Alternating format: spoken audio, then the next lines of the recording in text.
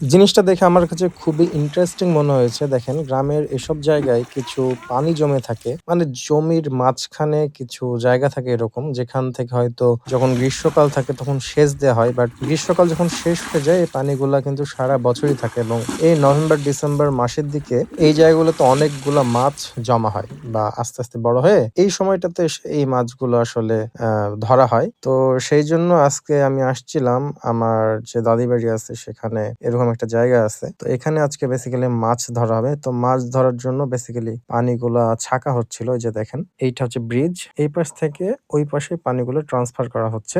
So এইভাবে ট্রান্সফারের মাধ্যমে আগে এই পাশের যে জায়গাটা আছে এই জায়গাটা পুরোপুরি পানি শূন্য করা হবে। পানি শূন্য করার পরেই বেসিক্যালি মাছ ধরার কাজটা শুরু হবে। তো এরা যেভাবে পানিটা শূন্য করতেছে বা পানিটা ওই পাশে ট্রান্সফার করতেছে, এই বিষয়টা খুবই ইন্টারেস্টিং লাগছে আমার কাছে। দেখেন একটা টিনের কৌটা তার চারপাশে এমনভাবে বাঁশের কঞ্চি দিয়ে একটা জিনিস তৈরি করা হয়েছে এবং সেটা দিয়ে বেসিক্যালি পানিটা ওই পাশে ট্রান্সফার করা হচ্ছে। এভাবে বেসিক্যালি পানিটা গ্রামগঞ্জে তারা সেচ দেয় বা এভাবে তারা হচ্ছে পানিটা ট্রান্সফার করে। যাই হোক অনেকক্ষণ ধরে জিনিসটা চলছিল এবং দেখেন কি পরিমাণ মাছ এখানে।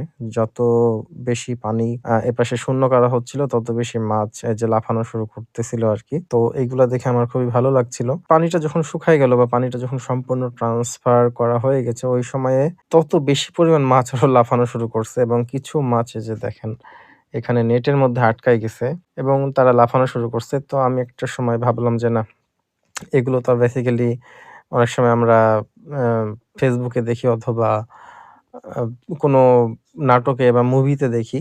তো ভাবলাম যে না নিজের হাতে মাছটা ধরি আরকি।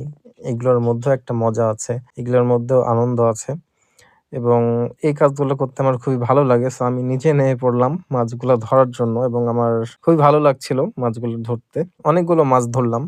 অনেক মাছ ছিল প্রায় এখানে ৮ থেকে ৯ কেজি মতো মাছ হবে। ছোট বড় মিলে অনেকগুলো মাছ ছিল।